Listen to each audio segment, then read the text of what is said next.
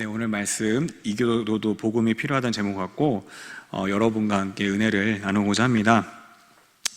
어떤 컬럼에 이제 쓰인 그 어떤 기사에 이제 쓰인 컬럼을 이제 보게 되었는데요.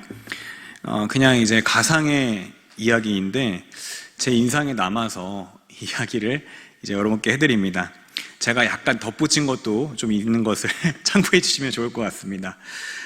인류가 발전하고 인공지능이 이제 발전하다 보니까 로봇이 굉장히 발달했습니다. 사람처럼 말도 하고 생각도 합니다. 그런데 이 인류가 발전하다 보니까 이 사람들이 자신들끼리 이제 전쟁을 하고 자신들의 어떤 욕심 때문에 서로 전쟁을 벌이다가 결국에 멸망을 당했습니다. 이 멸망을 당하고 이 수세기 동안 로봇만 남았는데 그 수세기가 이제 지나자 이 로봇들이 점점 고도로 발달해서 정말 그 인공지능이 점점 발달해가지고 자신에 대해서 지각을 하고 내가 누구인가를 궁금해하기 시작합니다. 나는 누구인가? 왜 살아야 하며 무엇을 해야 되는가? 이런 것들을 이제 고민하기 시작합니다. 그래서 이 로봇들이 이 자기의 몸을 연구하다 보니까 자기 몸의 성분이 뭐 구리나 철이나 뭐 금속이나 여러 가지 그런 금 같은 것들로 이루어진 것을 깨닫게 됩니다. 그리고 뿐만 아니라 놀라운 것은 이 자연의 수많은 암석들에서 자신들의 그런 몸의 재료들이 나타나는 것을 깨닫게 됩니다. 그래서 이 로봇들은 그렇구나.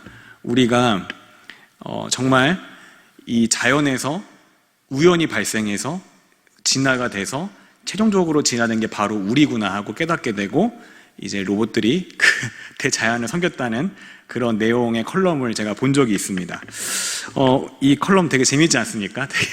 되게 기발한 생각이었는데, 그런데 오늘 말씀에서도 바울이 이 로봇들이 잘못된 생각을 갖고서 이상한 것에 이제 집중을 하고 이상한 것을 숭배하게 된 것처럼 오늘 말씀에서도 바울이 이런 잘못된 생각을 가진 사람들을 질책하고 있는 것을 우리가 볼 수 있습니다. 그러면 어떤 내용인지 말씀을 통해서 살펴보도록 하겠습니다.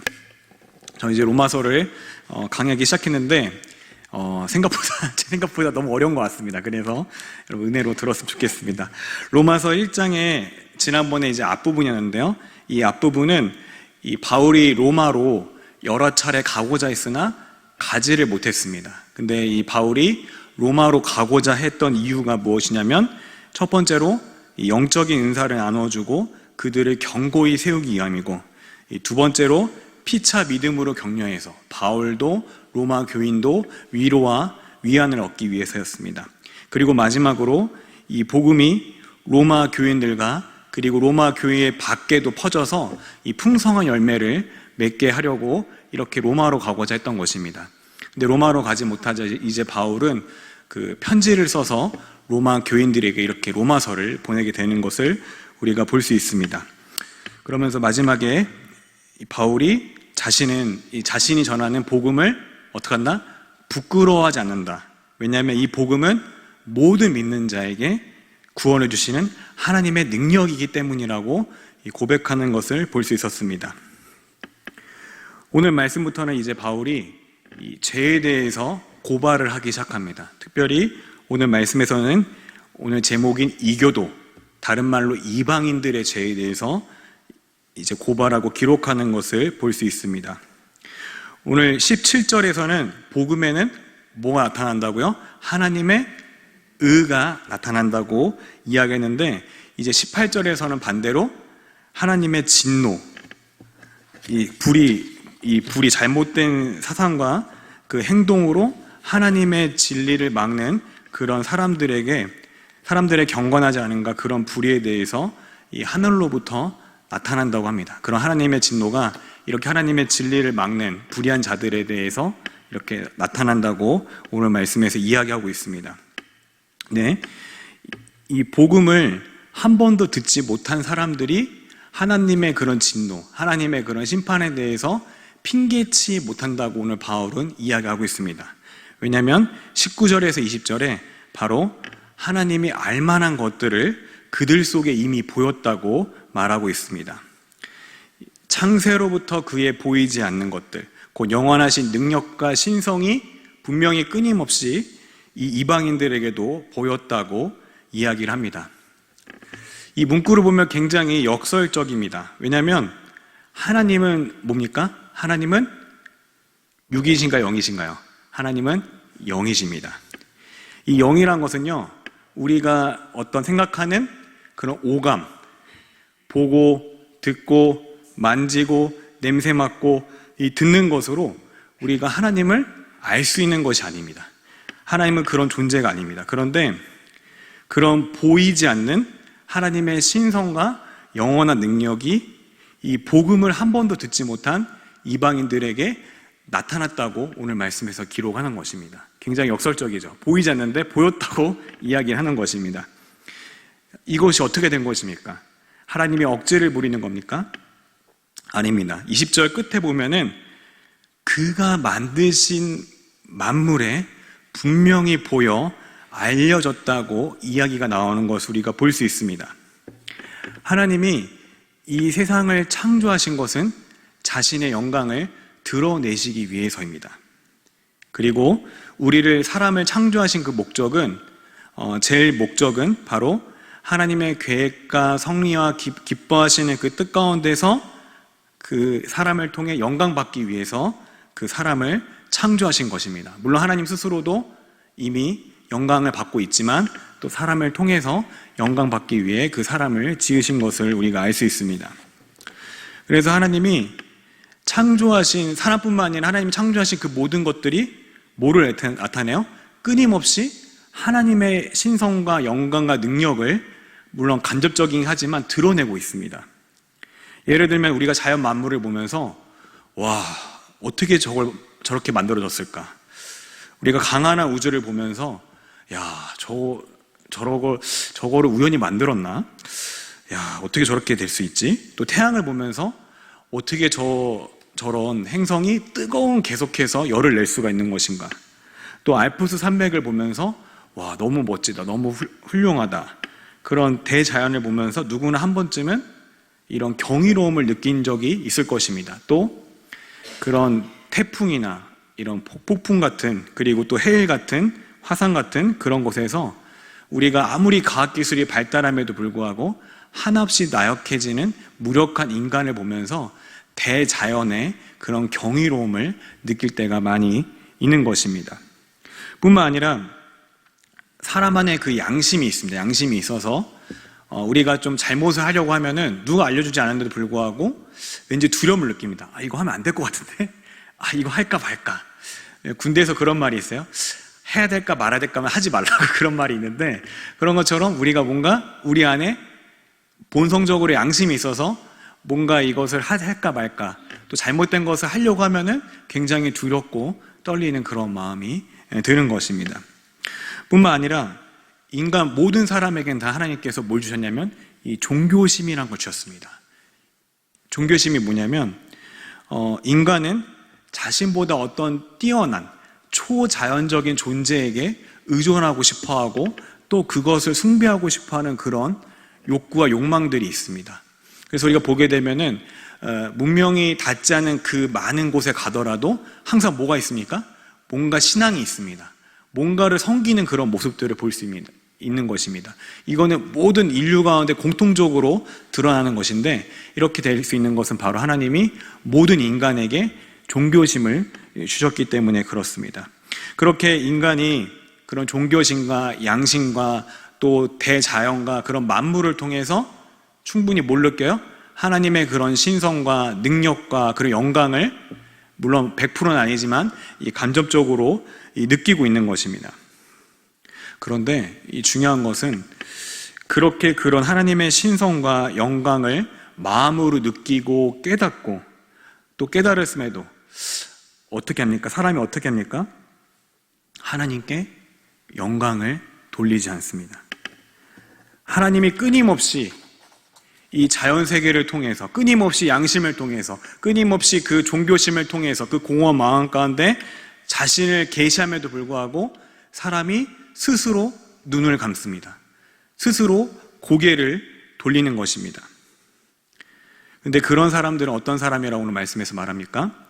하나님을 거부하는 것이 스스로 이제 그런 사람들이 스스로 지혜 있는 자라고 여기고 그렇게 보이지만 사실은 뭐라고요? 사실은 굉장히 어리석은 것입니다. 오늘날에도 많은 사람들이 어떻게 과학이 이렇게 발달한 시대에 하나님이 있을 수 있냐, 어떻게 그것이 증명이 되냐 이렇게 말할 수 있지만 사실 오늘 말씀에서 뭐라고 합니까? 그들이 스스로 지혜 있는 것 같으나 사실은 굉장히 어리석은 자라고 이야기를 하고 있는 것입니다. 왜 그렇습니까? 하나님을 믿지 않는 굉장히 똑똑하고 총명한 사람처럼 보일지라도 가장 큰 인생의 목적을 바로 놓치고 살고 있는 것이기 때문에 그렇습니다. 우리가 죄를 지은 가인과 셋의 족보를 우리가 창세기에서 기억을 할 수 있을 텐데요. 그 가인과 셋의 족보를 비교해 봤을 때 믿음의 조상이라고 부리는 셋의 조상과 그리고 또 불신앙의 조상이라고 하는 그 가인의 그런 족보를 비교해 봤을 때 사실 그냥 이렇게 세속적으로만 보게 되면은 이 가인의 후예들이 어때 보입니까? 굉장히 지혜로워 보입니다. 굉장히 똑똑하고 실속이 있어 보입니다. 왜냐하면 오늘 말씀 창세기 4장 20절 한번 보겠습니다. 네, 읽어볼게요. 같이 해볼게요. 시작. 아담은 야발을 낳았으니 그의 장막에 거주하며 가축을 치는 자의 조상이 되었고, 계속해서요. 그의 아우의 이름은 유발이니 그는 수금과 퉁소 잡는 모든 자의 조상이 되었으며, 신라는 두발가인을 낳았으니 그는 구리와 새로 여러 가지 기구를 만드는 자요 두발가인의 이름은 나아마였더라.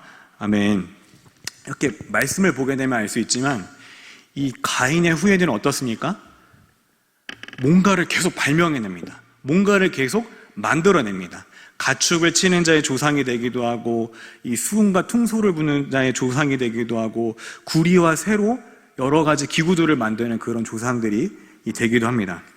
그렇게 굉장히 가인의 후예들은 무엇을 발명하고 창조해내는 조상들이 되었습니다. 굉장히 지혜로운 자들인 것 같습니다. 그러나 반대로 이 셋의 족보를 보게 되면은 굉장히 무력하게 보입니다. 왜 그렇습니까? 그냥 한 일이 별로 없어요. 뭐냐면 낳고 살고 죽고, 이게 끝입니다. 낳고 살고 죽고, 살다가 낳고 죽고, 이거를 계속 반복합니다. 낳고 죽고 낳고 죽고, 몇 세를 살고 죽었더라, 몇 세 낳았더라, 이게 끝입니다. 근데 이 가인의 족보에서 발견할 수 없는 한 두 가지 정도를 발견할 수 있습니다. 우리 4장 26절 한번 보겠습니다. 한번 읽어볼게요. 시작. 셋도 아들을 낳고 그의 이름을 에노스라 하였으며 그때의 사람들이 비로소 여호와의 이름을 불렀더라. 5장 24절. 에녹이 하나님과 동행하였더니 하나님이 그를 데려가심으로 세상에 있지 아니하니라. 무엇이 다릅니까? 이 가인의 후예 중에는 여호와의 이름을 부른 사람이 있습니까? 없습니까? 한 명도 없습니다. 그러나 셋의 후예는 어떻습니까? 그때서야 비로소 여호와의 이름을 부릅니다. 또 뿐만 아니라 가인의 후예가 다른 것이 무엇입니까? 하나님이 그들과 동행하십니다. 뿐만 아니라 그 정말 에녹은 어떻습니까? 하나님이 그를 데려가심으로 세상에 있지 않았습니다. 하나님께서 그를 영원한 천당, 천국으로 데려가신 것을 우리가 볼 수 있습니다.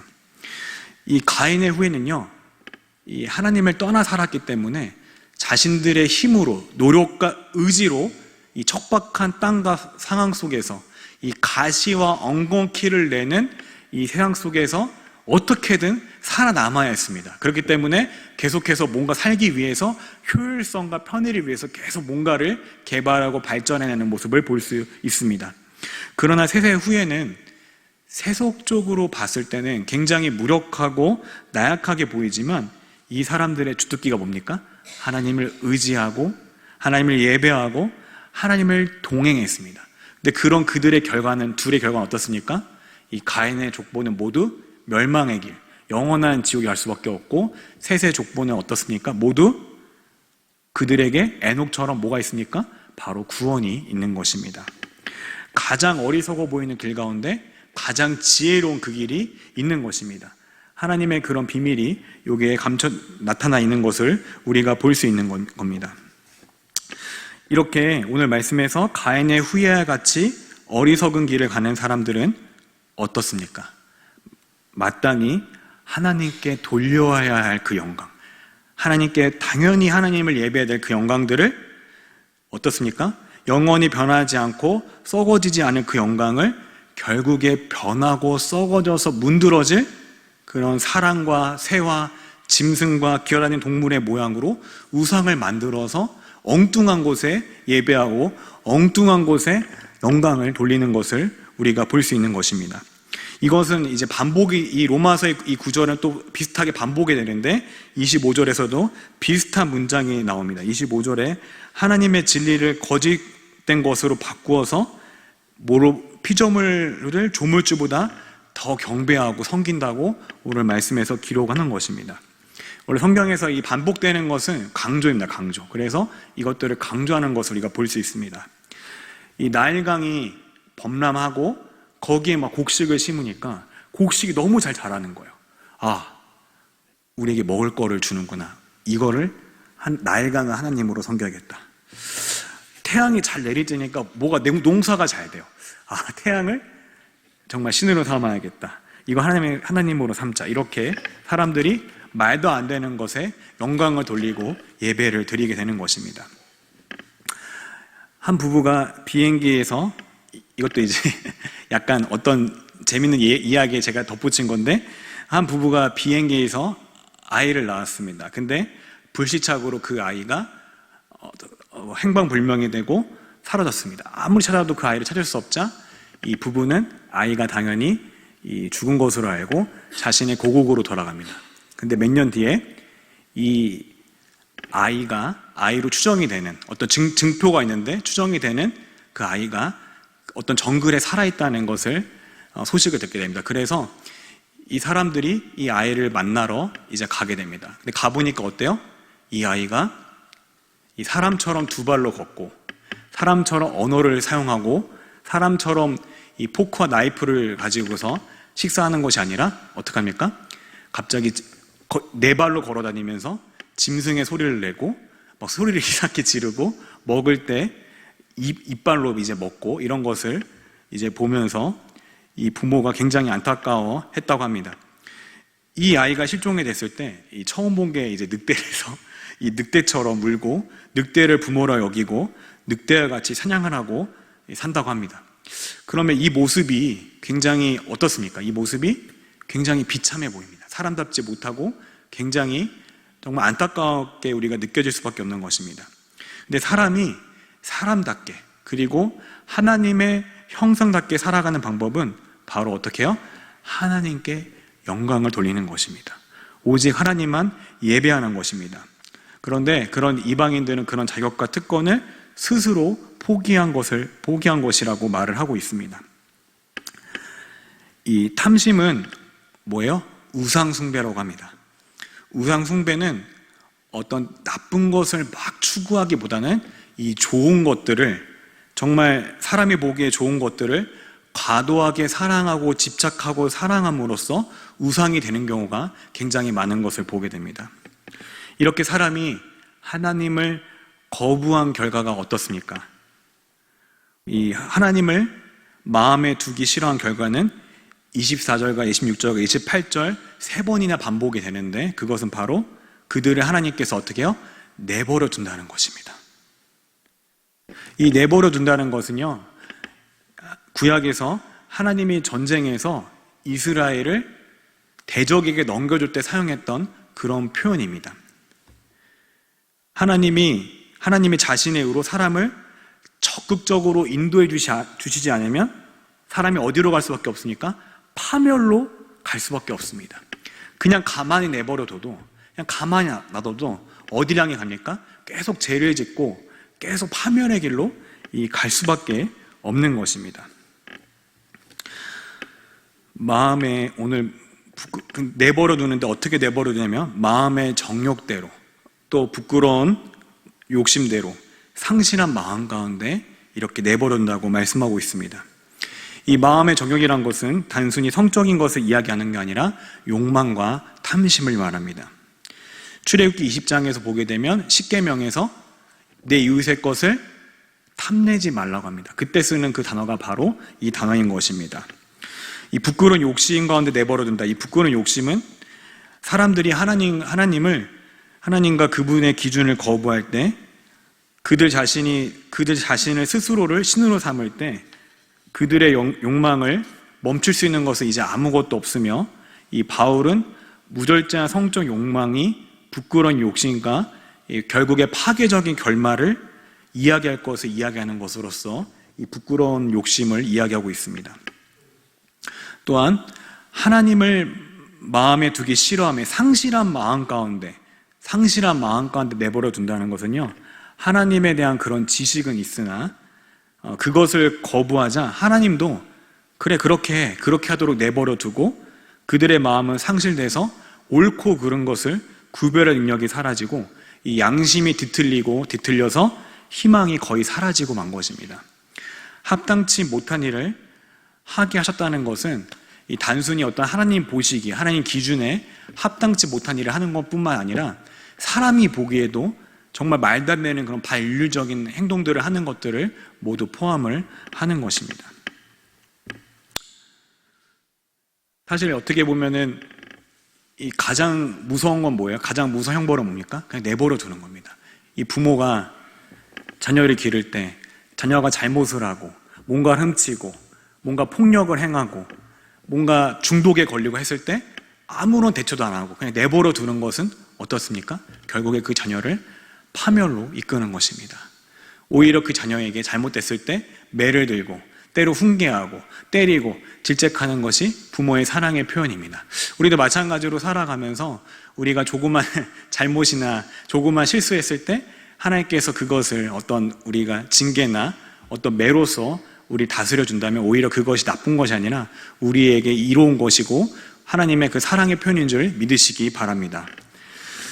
그럼 이렇게 하나님을 거부하고 이렇게 다른 우상을 섬기자 어떤 결과들이 오늘 말씀에서 나타난다고 이야기합니까?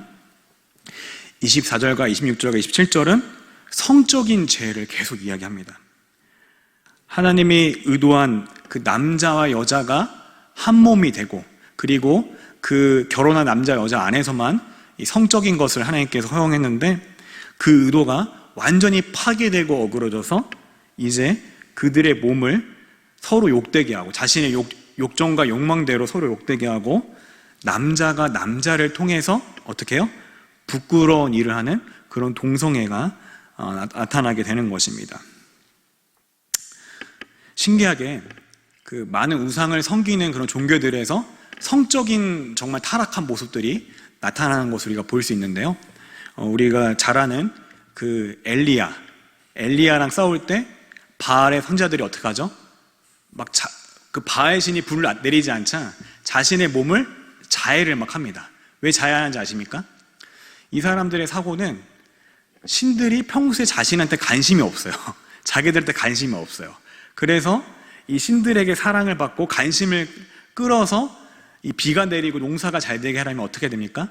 이 자극적인 걸 자꾸 보여줘야 돼요, 신들한테. 그래서 자신의 몸을 자해해서 피를 흘리고 또 그것만 하면 다행이고요. 그것만이 아니라 어떤 날은 이제 전부 사람들이 모여서 그룹으로 이제 성적인 행위들, 성적인 그런 관계를 맺습니다. 뭐 이모, 아빠, 엄마 이런 가릴 것 없이 그냥 막 하는 겁니다. 그러니까 굉장히 타락한 그런 문화가 그들 가운데 있는 거죠.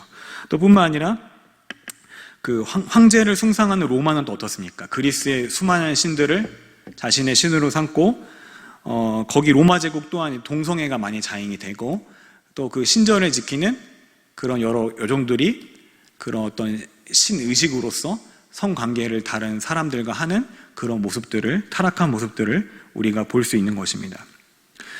이런 죄악들로 인해서 합당하지 못한 형상들이 계속 일어나는데 더 구체적으로 이제 오늘 말씀에서 여러 가지 하나님이 그들을 내버려 둠으로써 어떤 형상이 벌어지는지 더 구체적으로 이야기하는데 그 사회적으로 이제 경제적으로 무질서함이 나타납니다. 탐심이 나타나고 그리고 사회적인 무질서인 어떤 살인과 속임수와 악의가 나타나게 됩니다. 그리고 또 이 가정의 붕괴, 부모를 거역하는 일이 발생하게 됩니다.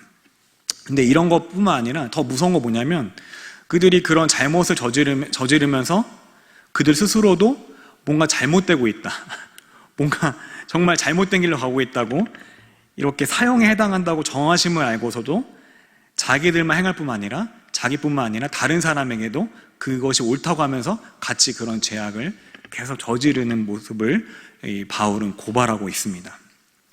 우리가 그렇죠? 나쁜 짓을 아무리 살면서 많이 한 사람도 나중에 어떻습니까? 나중에 죽으면 어떻게 되지? 다 두려워하는 모습을 볼 수 있습니다. 사실 진정한 의미에서 무신론자는 없습니다. 왜 무신론자가 없냐면 모든 사람들이 자신이 무신론자라고 말하는 그 사람도요, 사실 정말 위급한 상황, 뭐 가족이 죽을 병에 걸리거나 자신이 정말 위기에 처하면 어떻습니까? 신에게 빕니다. 뭐 아무 신이나 좋으니까 뭐 알라, 부처, 뭐 하나님 아무나 좋으니까 날 도와주세요, 이런 거를 우리가 드라마에 볼 수 있는데, 실제로 이 자신을 믿고 나는 아무것도 안 믿겠다는 사람들도 위기에 처하면 이 신을 의지하는 모습들을 볼 수 있습니다. 그런 면에서 진정한 의미에서 이 정말 무신론은 없는 것입니다. 그렇게 오늘 말씀에서 오늘 말씀은 하나님의 영광을 알고도 하나님께 영광을 돌리지 못하고 우상 숭배를 저지를 때 그런 파생되는 그런 결과들을 보게 되었습니다. 하나님의 진리, 그런 신성을 의도적으로 거부할 때 모든 죄악이 판을 치게 되고 만연하게 되는 것입니다. 여러분 신기하지 않나요? 그냥 하나님에 대해서 거부하고 다른 것에 영광을 돌림으로써 사회적인 악이 점점 만연하게 된다는 것입니다. 이 십계명의 구조도 똑같습니다. 십계명도 첫 계명, 다른 신을 내게 두지 말라. 사실 그 계명이 지켜지지 않으면 다른 둘째, 셋째, 넷째, 10번째 계명까지, 뭐 이웃을 사랑하는 그 계명까지 다 소용이 없어지게 되는 것입니다. 우리의 사회도 오늘 말씀처럼, 로마서 말씀처럼 사실 어그러져 있습니다. 수많은 정책을 내놓고 수많은 방안을 내놓지만 그것이 사실은 근본적인 해결책은 아닌 것 같습니다. 이 어그러진 세상 속에서 하나님이 보시기에 심히 좋았다고 말씀하신 그 창조된 의도대로, 창조된 그 세계로 회복하는 가장 빠른 방법은 바로, 유일한 그 방법은 바로 오직 나를 지으시고 나를 구원으로 이끄시고 나를 창조하시고 끊임없이 자신을 계시하시고 끊임없이 나를 사랑하셔서 아들을 주신 그 영원하신 하나님을 예배하는 것, 오직 하나님만 찬양하는 것이 바로 회복의 시작인 것을 우리가 기억하시기 바랍니다. 그러나 우리가 이렇게 하나님만을 찬양해야 될 줄 알면서도 사실 이방인과 같이 나도 모르게 이 우상을 만들어낼 때가 많습니다. 이 출세, 저도 피해갈 수 없죠. 출세, 명예, 성공, 행복, 외모, 자기 자신, 돈, 수많은 그런 것에 과도한 집착과 이 욕망을 내므로써 우상을 생산해냅니다. 칼빈은 그래서 우리의 마음이 뭐라고요? 우상 제조기 같다고 말합니다. 끊임없이 우상을 만들어냅니다. 오늘 말씀을 통해서 우리는 우리의 우상이 무엇인지 되돌아보아야 됩니다. 우리가 어떤 것에 대해서 결핍을 강하게 느끼는 것, 또 강하게 나를 채우고 싶어하는 것, 사실 그것들이 우리의 진짜 우상일 수 있습니다. 알면서도 우리는 근데 끊임없이 어때요? 넘어집니다. 그리고 그것들이 우리 자신을, 그리고 나뿐만 아니라 나의 가족을, 그리고 나의 이웃을 병들게 할 때가 많고 또 죽일 때가 많습니다. 어려서부터 굉장히 너무나 가난하게 찢어지게 살아온 분이 있습니다. 근데 그분이 정말 피나는 노력과 성실함으로 어떤 사업에 성공했습니다. 근데 그 가정은 행복하지 못해요. 왜 그렇습니까? 그 성공한 다음부터 그 주변에 있는 사람들을 죽입니다. 내 기준으로, 내 열심으로, 내 기준에 봤을 때 성실하지 못하거나 열심히 있지 못하면 그 사람을 정죄합니다. 너 왜 이것밖에 못하냐? 자기 자식을 정죄하고, 또 자기의 그 가족을 정죄하고, 또 자기의 직장 정말 동료들과 정말 그 같이 일하는 사람들을 힘들게 하고 괴롭게 하고, 그리고 또 자신의 이익을 위해서라면 이 무자비하게 불법도 인수하게 됩니다. 사실 도끼가 있다는 거는 진짜 도끼가 있는 겁니다. 그 도끼로, 이 도끼가 하나님 안에서 정화가 돼야 되는데 그게 계속 쌓여 있으면 그걸로 뭐예요? 그 열심으로 사람을 죽입니다.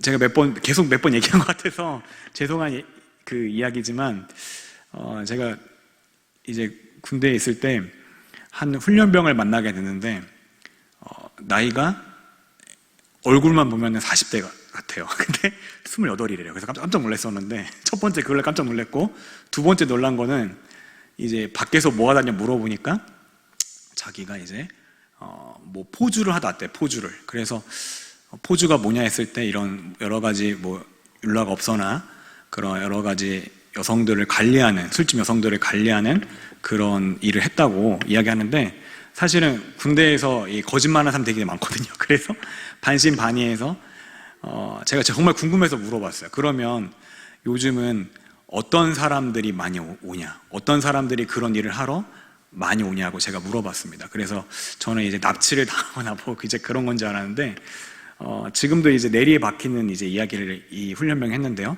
뭐라고 했냐면, 자기 자신에게 미친 사람들이 많이 옵니다. 라고 얘기했습니다.